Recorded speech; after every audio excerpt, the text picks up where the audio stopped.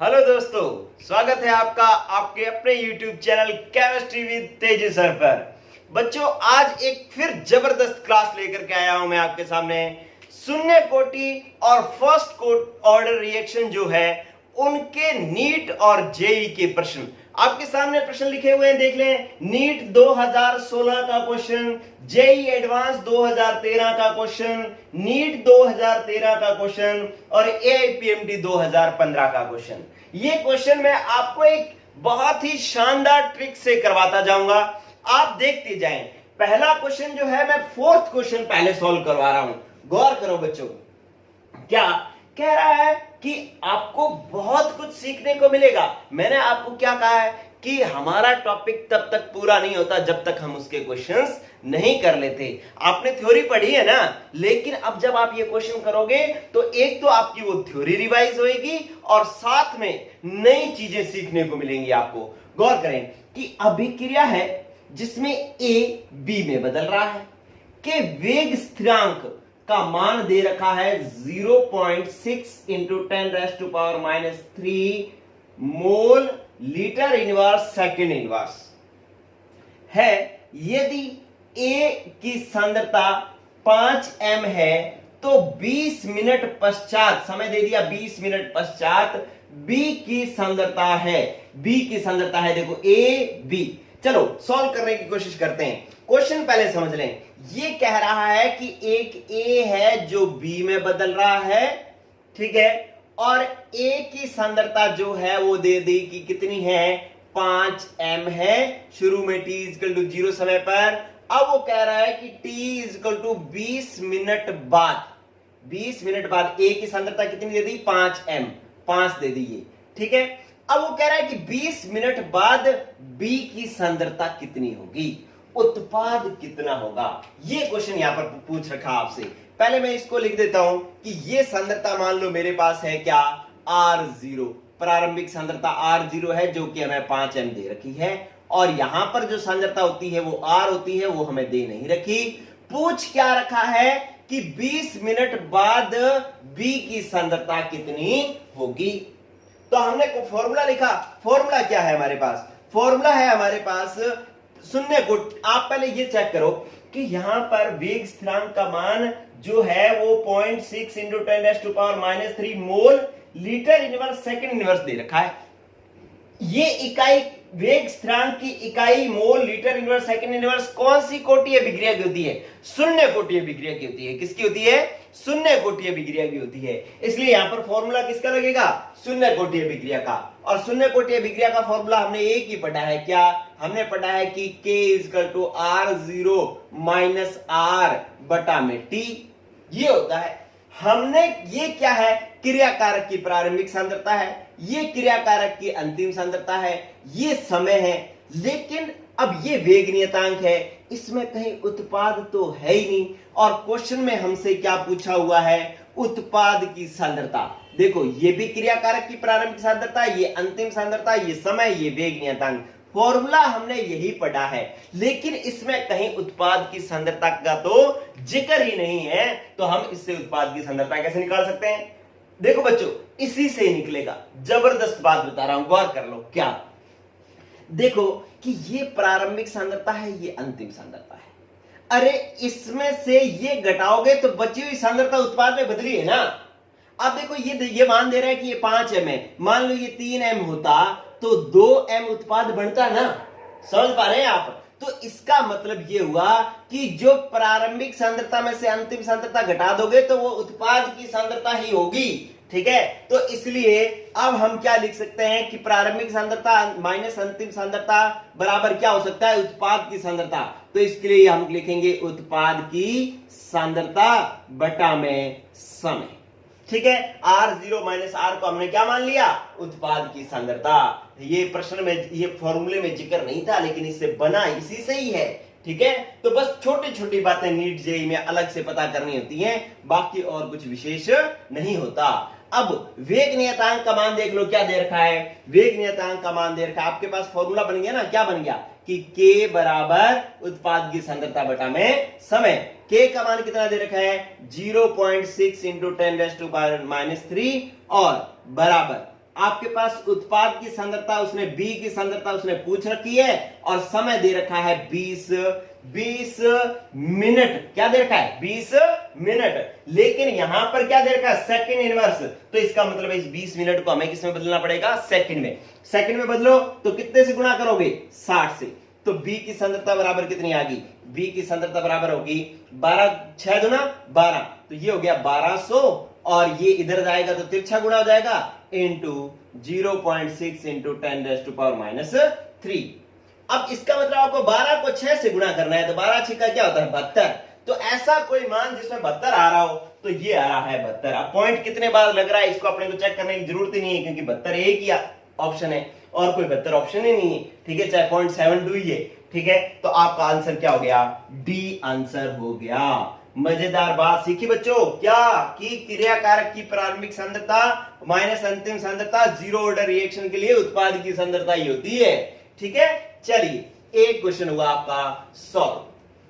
AIPMT 2015 का question, बहुत ही एक छोटी सी बात से ये सॉल्व हुआ है बस। चलिए, अब कई बच्चे कहते हैं कि सर अभी तो जो है लॉकडाउन के कारण सिलेबस कम होगा, ये होगा वो होगा। अरे बच्चों, सिलेबस कम होगा, हमारी जिंदगी नहीं कम हो जाएगी। जब हम किसी कंपटीशन एग्जाम में बैठेंगे तो 2019 वाला बच्चा भी हमारे साथ बैठेगा और 2021 वाला भी बैठेगा। उन्होंने तो सिलेबस नहीं कम किया ना, उन्होंने तो ज्यादा ही किया है। और कंपटीशन के एग्जाम का सिलेबस कभी भी घटता नहीं है। तो उस समय अगर आज आपने ये चीजें नहीं सीखी तो आप 2019 वाले बच्चे से हार जाओगे और 2021 वाले से हार जाओगे। इसलिए जो है आपको ये चीजें सीखना जरूरी है। चलिए, ये एक क्वेश्चन हो गया, फोर्थ क्वेश्चन। फिर ये कह रहा है कि ये जो तीसरा क्वेश्चन करवा रहा हूं मैं, इससे पहले एक बात समझ लो। फर्स्ट ऑर्डर रिएक्शन का कंसेप्ट समझ लो। फर्स्ट ऑर्डर रिएक्शन का, प्रथम कोटि अभिक्रिया का एक कंसेप्ट समझे। आपके पास प्रथम कोटि अभिक्रिया का अर्ध आयु काल कितना होता है? अर्ध आयु काल। ठीक है, पहले मैं अगर ऐसे लिख दूं कि मेरे पास R ये उत्पाद, T = 0 समय पर ये है R0 और T समय पर हो गया ये R0/2। मान लो ये 100 है तो ये क्या है? 50। ठीक है, अब ये 100 को 50 होने में जितना समय लगता है उस समय को हम इसका अर्ध आयु काल कहते हैं। ये बात मैं आपको पहले सिखा चुका हूं। कंसेप्ट समझा रहा हूं नीट जेईई का, ये तो हमें आता है, ये तो हमने आपको सिखा दिया पहले। चलिए, अब एक बात समझें कि इसका फॉर्मूला क्या होता है। इसका फॉर्मूला होता है T12 बराबर 0.693/K। इसका मतलब अर्ध आयु काल जो प्रथम कोटि अभिक्रिया होती है उसमें अर्ध आयु काल पर सांद्रता का कोई प्रभाव नहीं पड़ता, क्योंकि इसमें सांद्रता का कोई जिक्र नहीं है। इसमें देखो 0.693/K, तो इसका मतलब सांद्रता तो कोई है ही नहीं। तो इसका मतलब ये हो गया कि यहां से यहां आने में, आधा होने में जो समय लगेगा वो इसका एक अर्धायु काल होगा, T12 होगा।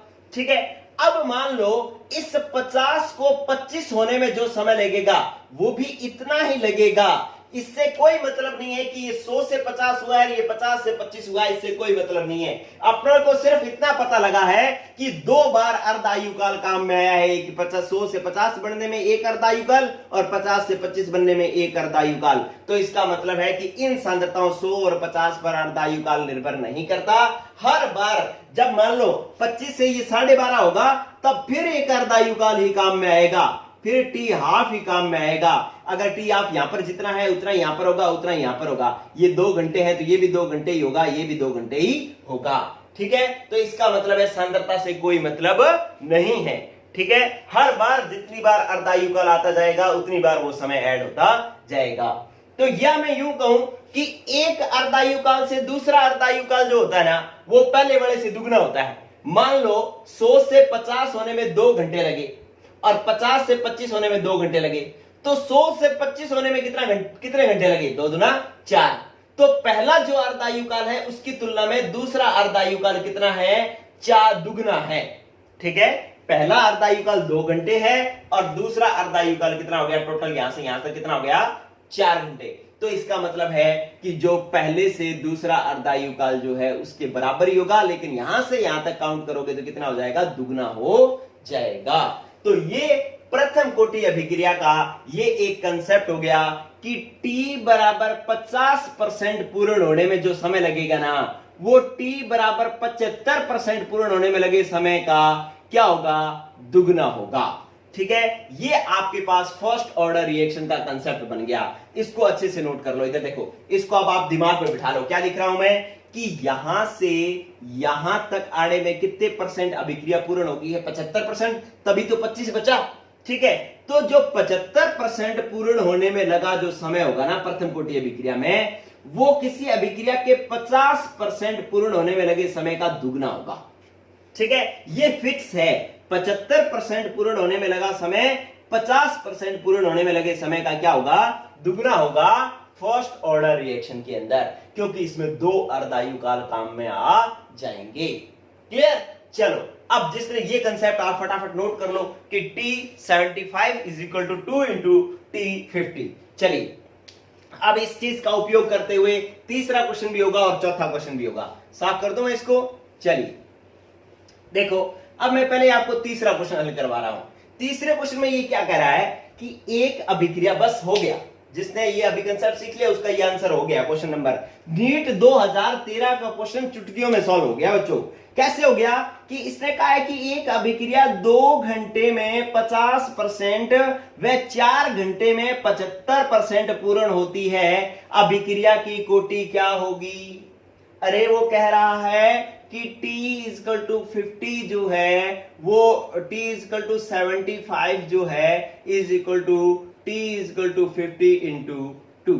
कैसे कि ये कह रहा है कि 75% पूर्ण होने में कितने घंटे लग रहे हैं, 4 घंटे लग रहे हैं, और 50% पूर्ण होने में कितने घंटे लग रहे हैं, 2 घंटे लग रहे हैं। 2 घंटे तो इंटू किया 2, तो 2 दूनी 4, 4 के बराबर आ रहा है ना। ये किसके लिए होता है, ये होता है हमारे पास प्रथम कोटि अभिक्रिया के लिए। अभी भी बताया किसके लिए होता है, प्रथम कोटि अभिक्रिया के लिए, कि 75% पूर्ण होने में लगा समय 50% पूर्ण होने में लगे समय का दुगना होता है। देखो 50% पूर्ण होने में 2 घंटे लगे और 75% पूर्ण होने में 4 घंटे लगे, तो इससे ये दुगना हो गया। दुगना हो गया तो अभिक्रिया कोटि कितनी होगी, 1, फर्स्ट ऑर्डर रिएक्शन होगी। ये आपका तीसरा क्वेश्चन हो गया, बस चुटकियों के अंदर। चलिए इसके बाद अब आप दूसरा क्वेश्चन देखिए। ये मैं इसके अंदर देखो ग्राफ ग्रुप बना करके बड़ा माहौल बना रखा है, और बनाने की जरूरत भी है माहौल बनाने की। क्यों? क्योंकि ये क्वेश्चन कहां का है, ये जेई एडवांस 2013 का क्वेश्चन है। एडवांस का पेपर नो डाउट एक स्टैंडर्ड का पेपर आता होता है, ठीक है, लेकिन आप देखें आपने इसके अंदर कोई बहुत बड़ी बात नहीं है, सॉल्व करना बहुत आसान है। ठीक है, थोड़ा सा आपने इंटरेस्ट से पढ़ना है चीजों को, बातें अपने आप हो जाएंगी। देखें क्या कह रहा है कि निम्न अभिक्रिया P plus Q gives to R plus S। ये 2 अभिकारक हैं, P है और Q है।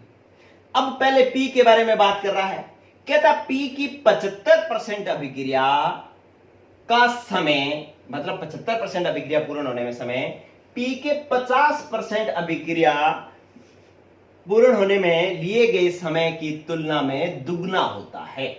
ठीक है, तो आपको उसने कह दिया कि आपके पास अभिक्रिया है P प्लस Q बराबर R प्लस S। ये अब P की बात उसने कह दी कि P के लिए क्या है, P के लिए T is equal to 75 is equal to होता है 2 इंटू T50। ये P के लिए उसने कह दिया। और Q के लिए क्या कह रहा है, वो कह रहा है कि Q की विभिन्न सांद्रता अभिक्रिया समय अनुसार चित्र में दर्शाई गई है। तो अभिक्रिया की समस्त कोटि क्या है, समस्त कोटि मतलब P की कोटि भी गिननी है, Q की कोटि भी गिननी है, फिर दोनों को जोड़ दोगे तो समस्त कोटि आ जाएगी। ठीक है, लेकिन अब Q के लिए क्या कह रहा है, Q के लिए उसने ये ग्राफ दिया है, कहता है कि बस इससे Q की कोटि पता करो। P की कोटि इस मान से पता करना है और Q की कोटि इस ग्राफ से पता करनी है। P की कोटि तो आपको पता लगी कि T75 T50 का दुगना कब होता है, कौन सी कोटि अभिक्रिया में, फर्स्ट ऑर्डर रिएक्शन में। तो P के हिसाब से तो ये प्रथम कोटि अभिक्रिया है, बात खत्म। फिर आओ आप कि Q के हिसाब से। Q के हिसाब से देखो बच्चों, इसने लिखा है कि Q और T के बीच में ग्राफ बनाया है और वो यू स्लोप नीचे की तरफ बनाया है। ठीक है, तो ऐसा स्लोप किसके अंदर आता है? यहां पर होता है माइनस के। ये किसके लिए होता है? जीरो ऑर्डर रिएक्शन के लिए, शून्य कोटि अभिक्रिया के लिए होता है। आप कहोगे कि सर जो आप फर्स्ट ऑर्डर रिएक्शन है उसके लिए भी तो ग्राफ यही होता है, लेकिन बच्चों फर्स्ट ऑर्डर रिएक्शन में यहां पे क्यू नहीं होगा, यहां पे क्रिया कारक की सांद्रता नहीं होगी, लोग क्रिया कारक की सांद्रता होगी, नेचुरल लोग क्रिया कारक की सांद्रता होगी। समझ में आई कि नहीं? यही बात यहां पे सीधा क्यू दे रखा है और टी देख रखा है, ग्राफ ऐसा बना रहा है तो जीरो ऑर्डर, ठीक है। और अगर इधर देख लो, मैं इसको इधर बना रहा हूं, ये ऐसे ग्राफ, कंसेप्ट समझ लो, आप दिमाग में बिठा लो, बहुत जबरदस्त बात है क्या कि अगर तो आपको क्रिया कारक की सांद्रता और समय के बीच में ग्राफ बना रखा है, ऐसे ग्राफ बना रखा है, तो जीरो ऑर्डर क्या है? Zero order reaction. लेकिन यहां पर आपके साथ नेचुरल लोग लगा दिया, क्या लगा दिया? नेचुरल लोग और टी के बीच में बना दिया और ग्राफ ऐसे बना दिया, तो फिर फर्स्ट ऑर्डर, ठीक है। अब ये क्रिया कारक यहां पे क्या बना रहा है? क्यू। क्यू की सांद्रता और समय के बीच में ग्राफ खींच रहा है, तो क्यू और टी के बीच में तो ये जीरो ऑर्डर हुआ। अगर यहां पे नेचुरल लोग क्यू होता तो ये फर्स्ट ऑर्डर होता। अरे बात समझ में आ गई कि नहीं आ गई? तो आपके पास ये क्या हुआ? क्यू के हिसाब से क्या हुआ? जीरो ऑर्डर रिएक्शन हुई, ग्राफ में हमने समझा। तो अब टोटल काउंट करो कितना हो गया? फर्स्ट प्लस जीरो कितना आया? 1। तो इस अभिक्रिया की समस्त अभिक्रिया कोटि 1 होगी, पी के हिसाब से 1, क्यू के हिसाब से 0, 1 प्लस 0 1। इस तरीके से ये आपका दूसरा क्वेश्चन भी हो गया बच्चों सॉल्व। चलिए अब आप देखें कि अब मैं आपको एक शानदार सा अलग कंसेप्ट सिखा रहा हूं। ये जो पहला क्वेश्चन है वो एक थोड़ा सा डिफरेंट तरीके से होगा। चलिए इन बातों को मैं 3 क्वेश्चंस को मैं साफ कर देता हूं। किसी को क्वेश्चन देखने हैं तो स्क्रीनशॉट ले ले बच्चों। ओके ठीक है, अब मैं आपको पहले क्वेश्चन का कंसेप्ट सिखा रहा हूं। पहले मैं कंसेप्ट, बहुत ही शानदार कंसेप्ट, गौर करिएगा। चलो देखो, आपको बस इंटरेस्ट लेना है और आपको जागते रहना है। क्वेश्चन आपके अपने आप हल होंगे, क्वेश्चन अपने आप हल होंगे बच्चों। चलिए ये मैं कंसेप्ट सिखाऊं इससे पहले एक जरूरी सूचना सुने बच्चों। एक तो अपने 4 अगस्त से 11th की क्लास की जो केमिस्ट्री है वो शुरू करने जा रहे हैं 4 अगस्त से। तो आपके जितने भी यार दोस्त सखा सहेली जितनी भी, उन सबको ये मैसेज भेज दो कि 11th क्लास की केमिस्ट्री 4 अगस्त से शुरू हो रही है, ठीक है। लेकिन उससे पहले क्योंकि कभी बच्चों ने अभी डिसाइड नहीं किया है कि वो कौन सा सब्जेक्ट ले, इसके लिए मैं आपको बच्चों 4 वीडियो बना करके दे रहा हूं। वो वीडियो कल से आने लग जाएगी। पहली वीडियो में मैं आपको बताऊंगा कि कोई बच्चा अपना सब्जेक्ट कैसे सिलेक्ट करे कि मेरे को मैथ्स, मेरे को साइंस लेना है, मेरे को आर्ट्स लेना है, मेरे को कॉमर्स लेना है। वो किस आधार पर तय करे, वो कैसे सोचे कि मेरे को, मैं साइंस के लायक हूं। अक्सर बच्चे गलती करते हैं कि वो देखते हैं कि यार मेरे मैथ्स में 98 नंबर है तो मैं नॉन मेडिकल ले लेता हूं, मेरे साइंस में 90 नंबर है तो मैं मेडिकल ले लेता हूं, ठीक है। और अगर इनमें नंबर कम है तो मैं आर्ट्स ले लेता हूं। मेरे को आर्ट्स में मेरे को ऐसा लगता है कि नहीं यार मैं आर्ट्स तो लूंगा नहीं, आर्ट्स तो कमजोर बच्चे लेते हैं, तो मैं कॉमर्स ले लेता हूं अपनी इमेज बनाए रखने के लिए। तो इस तरीके की जो गलतियां करते हैं उनके सारे डाउट्स जो है वो मैं एक वीडियो बनाऊंगा, कल वीडियो डालूंगा जिसमें इन सारे डाउट्स को सॉल्व किया जाएगा। तो आप 11th के जितने भी आपके जो अभी 10th का रिजल्ट आया है, जिन्होंने अभी 10th पास आउट किया है, उन सबको ये मैसेज दे दें कि chemistry with Teju sir channel पर 11th क्लास 4 अगस्त से शुरू हो रही है। लेकिन उससे पहले ये जो मैं 4 वीडियो डालूंगा वो आपको जरूर देखनी है। पहली वीडियो में आपको सब्जेक्ट कैसे तय करना है, दूसरी वीडियो में मैं बताऊंगा कि अगर आपको साइंस सब्जेक्ट तय करना है तो मेडिकल तय करें या नॉन मेडिकल तय करें, और उनको तय करते हुए किन किन बातों का ध्यान रखें, इन चीजों पर मैं एक वीडियो बनाऊंगा दूसरी।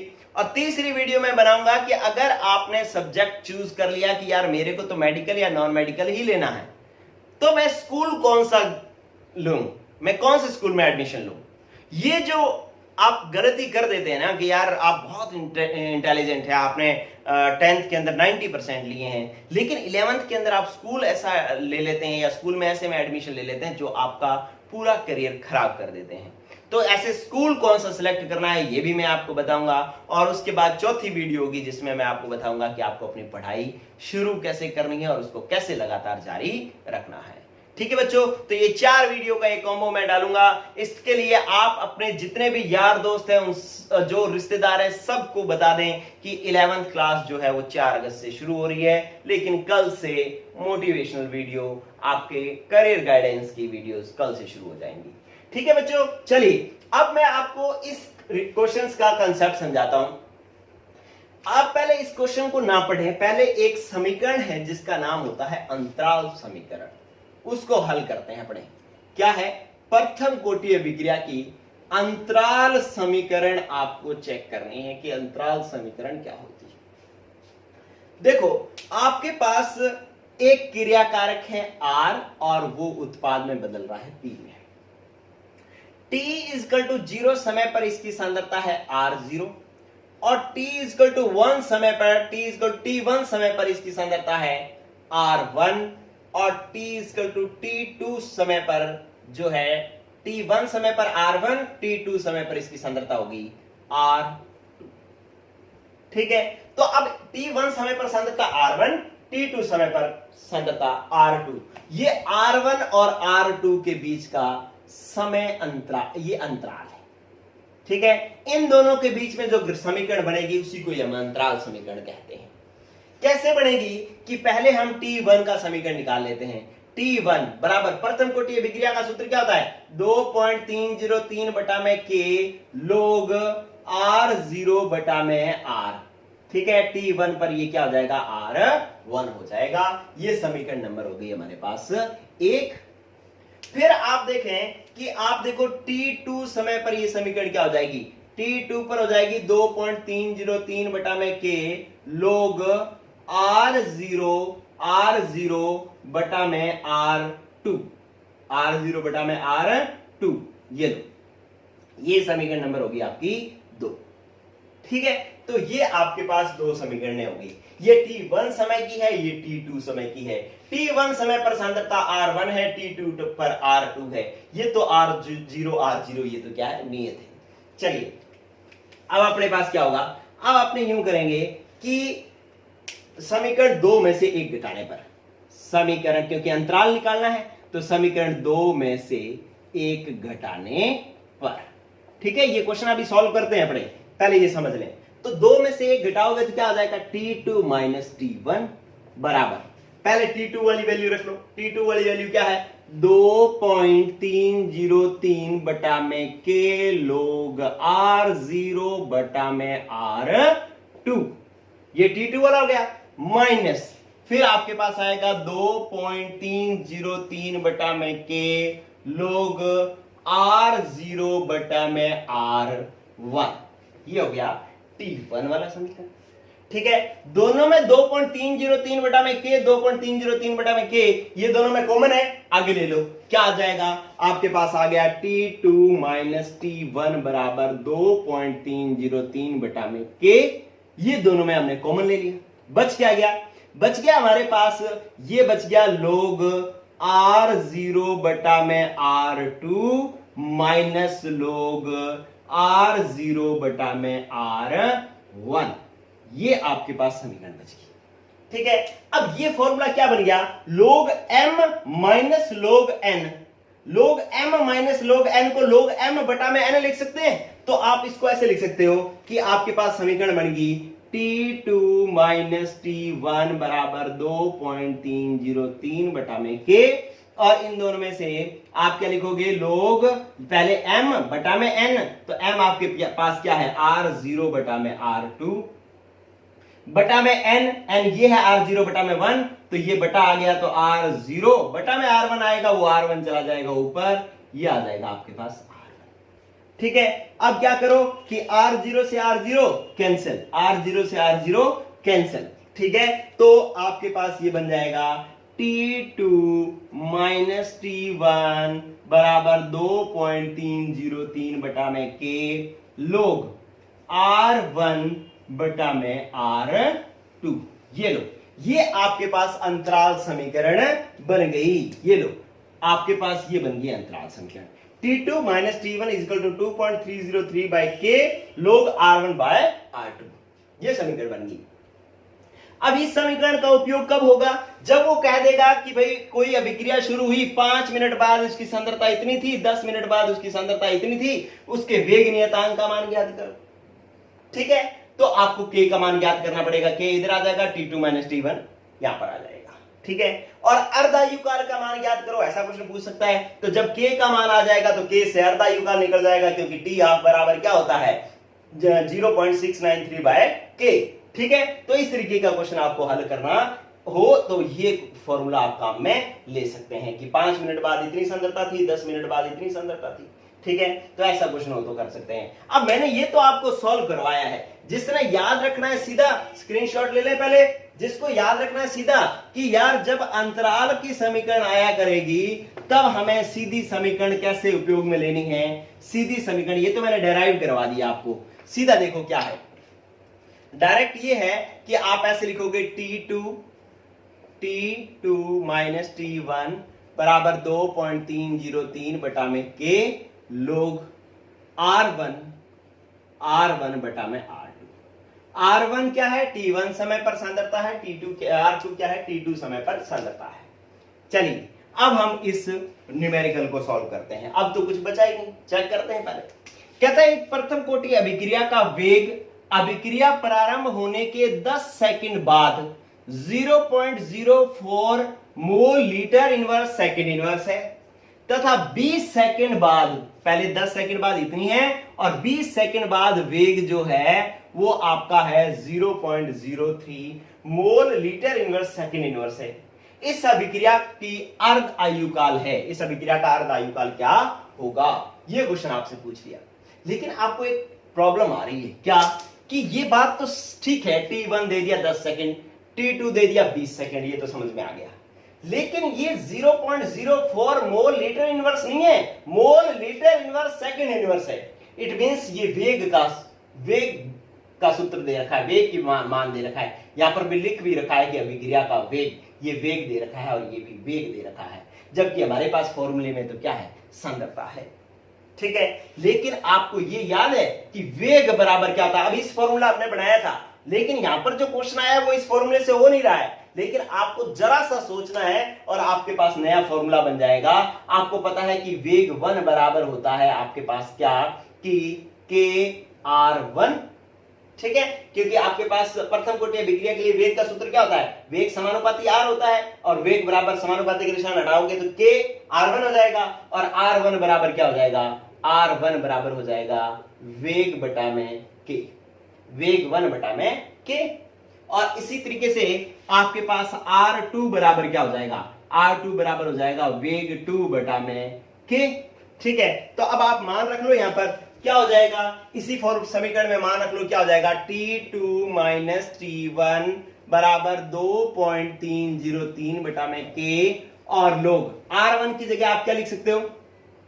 वेग 1 बटा में K, और R2 की जगह क्या लिख सकते हो? वेग 2 बटा में K। K ऊपर चला जाएगा, K से K कैंसल, तो इसका मतलब अब नया फॉर्मूला आपके पास बन गया T2 - T1 बराबर 2.303 K लोग वेग 1 बटा में वेग 2। ये लो बच्चों, ठीक है, क्योंकि हम जब आपको डेराइव करवाते हैं किताब में इतना दे रखा था, किताब में तो हालांकि दे नहीं रखा था, लेकिन जनरली अपने बात करें कि इतना दे रखा था, न्यूमेरिकल ये आ गया तो हम घबरा जाते हैं। हम कहते हैं यार मेरे पास तो सांद्रता थी, वेग का मैं कैसे सॉल्व करूं? ठीक है, इतने में हमारा क्वेश्चन गया। लेकिन थोड़ा सा आपको पेशेंस रखना है, थोड़ा सा आपको डेयर दिखाना है और इसको सॉल्व करने की कोशिश करनी है। आप सॉल्व करने की कोशिश करोगे तो आपके पास नेक्स्ट फॉर्मूला आ जाएगा कि R1 की जगह वेग 1 है और R2 की जगह क्या है? वेग 2 है। अब मान रख लो, बस आपको क्या निकालना है? अर्धायुकाल। अर्धायुकाल निकालने के लिए आपके पास फॉर्मूला क्या होता है? पहले ये देख लें। अर्धायुकाल निकालने का फॉर्मूला होता है आपके पास कि T हाफ बराबर, मैं यहां पर लिख लेता हूं, T हाफ बराबर 0.693 बाय K। अगर K का मान आ जाए तो मैं अर्धायुकाल निकाल सकता हूं। अब K का मान कैसे निकालूंगा? ये K मैं तिरछा गुणा कर लेता हूं। K बराबर 2.303 बटा में ये T2 - T1, ये मैं बटा में ले आया और ये K इधर ले आया। अब लोग वेग 1, 10 सेकंड बाद वेग कितना है? 0.04 है। और फिर आपके पास वो कह रहा है कि 20 सेकंड बाद वेग कितना है, 0.03 है। ठीक है, तो अब आपके पास क्वेश्चन सॉल्व हो गया। कैसे आप लिखोगे यहां पर, इसको मैं सीधा लिख दूं या चलो लिख देता हूं, 2.303 बटा में T2 का मान 20 सेकंड, T1 का मान 10 सेकंड, लोग जी, ये पॉइंट से पॉइंट उठ जाएगा, ये हो जाएगा लोग 4 बटा में लोग 3। ठीक है, अब आप क्या करो, इसको हल करो, k का मान निकालना है आपको। तो ये तो हो गया k बराबर, आपके पास हो गया k बराबर 2.303 बटा में 10, क्योंकि 20 माइनस 10 क्या आ गया, 10। अब लोग 4 बटा में 3 है, तो लोग 4 माइनस लोग 3 कह सकते हैं, तो ये हो जाएगा अपने पास लोग 4 माइनस लोग 3। अब इसकी वैल्यू मैं सीधा निकाल लेता हूं, लोग 4 का मान कितना होता है, लोग 4 का मान होता है 0.6030 और लोग 3 का मान क्या होता है, माइनस 0.4471। ठीक है, अब मैंने इतनी बार पहले लोग बताया ना, इसीलिए तो बताया था लोग पहले। ठीक है, बाद में ये क्वेश्चन करवा रहा हूं, पहले मैंने लोग सॉल्व करवाया है। फिर ये घटाओगे तो ये 10 में से 1 गया 9, 12 में से 7 गए 5, फिर 9 में से 7 गए 2 और ये 5 में से 4 गया 1, तो ये 0.1259 आ गया। ठीक है, तो आपके पास k बराबर हो गया 2.303 10 बटा में 10 इंटू 0.1259। ये मैंने यहां पर सॉल्व करके बता दिया। अब ये k की वैल्यू आप यहां पर रख लो, t हाफ आ जाएगा, t हाफ बराबर 0.693 बटा में k की वैल्यू रखो, k क्या है 2.303 इंटू में 0.1259 बटा में 10 से 10 चला जाएगा ऊपर। ठीक है, आप इसको हल करो, बस इसको हल करोगे तो एक बात, ये जो 6.693 आया था ना, वो किससे आया था, 2.303 इंटू 0.3010 के गुणा से आया था, याद हो तो आपको, ये जब फॉर्मूला डिराइव किया था। देखो कैलकुलेशन में आपको जो आप थ्योरी पढ़ते हैं उसका कितना यूज होता है, तो इसलिए आप इसको सीधा काट दो, क्या आ जाएगा 0.3010 आ जाएगा। ठीक है, आप इसको 10 से गुणा करो तो ये आ जाएगा 3.010 बटा में ये आ जाएगा 0.1259। अब आंसर कितना आएगा, ये 12 ये 30। ठीक है, 12 दूना क्या होता है 24, 12 ये 36, ये तो ज्यादा चला जाएगा, तो 12 दूना 24 2 पर जाएगा। अब देख लो 2 किस में है, ये 3 है, ये 2 है, ये 3 है, ये 4 है, ये 5 है ऑप्शन में। ठीक है, तो आपका पहला ऑप्शन क्या आ रहा है 2, तो आपका आंसर हो गया ए। ठीक है, क्योंकि आपका 2 से भाग जा रहा है इसके अंदर, पूरा करके देख लेना 24.1 ही आएगा। लेकिन अगर मैं यहां पर सीधा आंसर निकालना चाहूं तो ये 30 बना दूंगा मैं, इसको 12 बना दूंगा और 12 दूना 24 भाग दिया 2 पे रह जा रहा है। ठीक है, तो बस 2 पहला डिजिट 2 आना चाहिए, तो इन सारे ऑप्शन में पहला डिजिट 2 ए ऑप्शन में ही आ रहा है, इसलिए मेरा आंसर होगा ए। ठीक है बच्चों, तो इस तरीके से आप देखें कि कितने शानदार क्वेश्चंस आपने किए। आपको लगेगा कि सर ने इतनी देर में 4 ही क्वेश्चन करवाए, लेकिन आप ये सोचो कि इतनी देर में मैंने आपको कंसेप्ट कितने सिखा दिए, है ना, कितनी नई चीजें हमने सीख ली। ये मैटर करता है, 4 क्वेश्चन मैटर नहीं करता। अब इन 4 की जगह आप 400 क्वेश्चन सॉल्व कर सकते हो। ठीक है, ओके, गुड लक बच्चों, पढ़ते रहो। कल से अपने फिर नेक्स्ट क्लास, इसका अगला पार्ट जो है, इस लेसन का नेक्स्ट एपिसोड जो है वो शुरू कर देंगे। ये प्रथम कोटि अभिक्रिया के सारे क्वेश्चंस न्यूमेरिकल सब आज हो गए पूरे। ओके, गुड लक, पढ़ते रहो, बाय।